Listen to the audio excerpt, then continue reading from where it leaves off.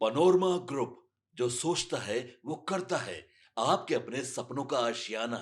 UGC में बदलाव किए गए हैं और यूजीसी को लेकर जो नए नियम जो आए हैं उसको लेकर अभी हमारे साथ आयशा के कुछ छात्र हैं, इनसे बातचीत करेंगे। आयशा के छात्र संगठन के लोग हैं, क्या कुछ कहेगा, किस तरीके से देखते हैं इसको? बहुत स्वागत योग्य है कि ऐसा रेगुलेशन आया है, जहां हम जैसे फर्स्ट जनरेशन लर्नर जो मार्जिनलाइज सेक्शन से आते हैं वो कैंपसों में जब जातिगत भेदभाव देखते हैं, झेलते हैं, एडमिशन से लेके पीएचडी के एडमिशन से लेके सीआईए के इंटरनल मार्क्स तक, कि हमें 30 में 12, 10, 8 मिलता है और उन कुछ जातिवादी लोगों जो है उनके द्वारा उनको अच्छा मिलता है, तो सीधे सीधे हम लोग के साथ जाति भेदभाव मार्जिनलाइज सेक्शन से आने वाले लोगों के साथ होता है।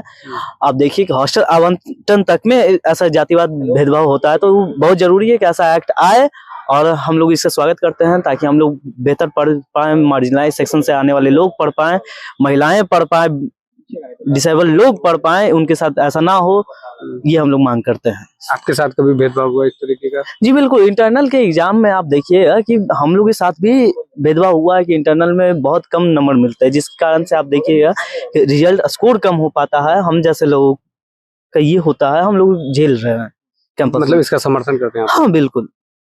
क्या नाम है? मेरा नाम आशीष है। क्या कुछ कहेगा, किस तरीके से देखते हैं इसको? इसका हम स्वागत करते हैं। बहुत लंबी लड़ाई के बाद ये रेगुलेशन आए हैं और ये रिपोर्ट आई है। रिपोर्ट जो कहती है कि कैंपसों में 118% हम देखते हैं कि हाशिए की तबके की जाति से और जेंडर माइनॉरिटी से जो स्टूडेंट्स आते हैं उनके साथ डिस्क्रिमिनेशन होता है। ये अपने आप में बहुत बड़ी बात है, बहुत बड़ा आंकड़ा है जो हमारे सामने आया है। और तमाम इस तरह से जो अभी तक एक नैरेटिव चलाया जा रहा है कि जो जनरल कैटेगरी के स्टूडेंट्स हैं उनके साथ भेदभाव हो रहा है क्योंकि उनको रिजर्वेशन नहीं मिल रहा है, तो अब आंकड़े हमारे सामने हैं और आंकड़ों पर हम बात कर रहे हैं।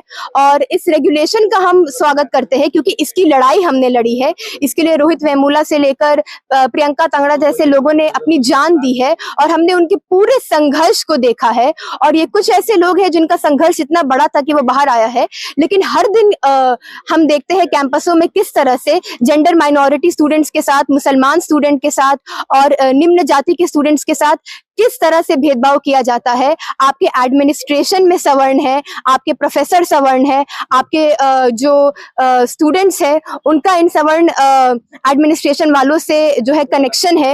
हर तरफ से ये नेक्सस चल रहा है। इसमें सरकार का बहुत बड़ा योगदान है, इसमें यूनिवर्सिटी, तमाम यूनिवर्सिटी एडमिनिस्ट्रेशन का बहुत बड़ा योगदान है। और अभी भी हम देखते हैं कि ये जो रेगुलेशंस आए हैं इसमें जिन बॉडियों की बात की जा रही है उसमें रिप्रेजेंटेशन की उतनी बात नहीं की जा रही है जितनी की करनी चाहिए।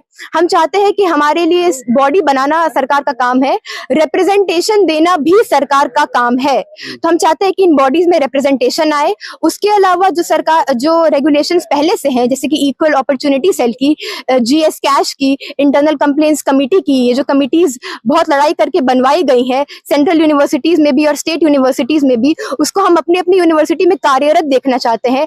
पटना विश्वविद्यालय जो बिहार की एक बहुत बड़ी स्टेट यूनिवर्सिटी है, जहां बहुत ज्यादा लड़ाई और संघर्ष करके महिलाएं और निम्न जाति के स्टूडेंट आ पाते हैं, जिनके लिए बहुत बड़ी बात है यहाँ तक आ पाना।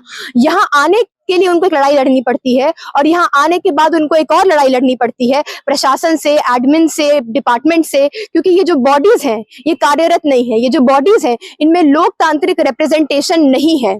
तो हमारी लड़ाई इसमें जारी रहेगी। हम चाहते हैं कि इसमें रिप्रेजेंटेशन भी हो और इसका हम स्वागत करते हैं। हम चाहते हैं कि इसके हिसाब से चीजें चले, ये बॉडीज कार्यरत हो और जिन लोगों को इससे परेशानी हो रही है उन पे हम आंकड़ों से ही बात कर सकते हैं कि आप देख रहे हैं कि किस लेवल का डिस्क्रिमिनेशन हो रहा है, उत्पीड़न हो रहा है।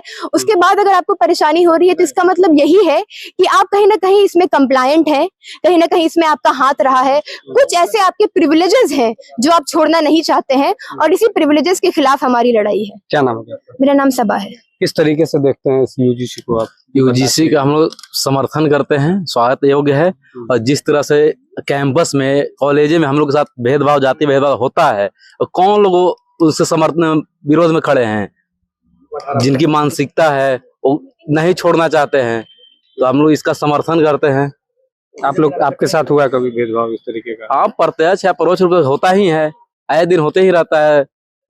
जो खासा वर्ग जो नाराज है इसको लेकर? खासा वर्ग, कौन सा वर्ग नाराज है? जिनका मानसिकता ही वही है। शुरू से मानसिकता रहा है, आज भी कौन से कानून का गलत दुरुपयोग नहीं होता है। और इसमें भी है कि जो इसका चेयरपर्सन बनेगा वो भी हो कि आरक्षित वर्ग से हो, नहीं तो इसके मांग है आप लोग। हाँ, हम लोग की मांग है कि चेयरपर्सन जो आरक्षित वर्ग से हो। चलिए देखिए, तो यूजीसी के तरफ से जो नए गाइडलाइंस आए हैं उसका इन लोगों ने समर्थन किया है। इस खबर पर आपकी क्या कुछ प्रतिक्रिया है, कमेंट बॉक्स में जरूर लिखिएगा। धन्यवाद।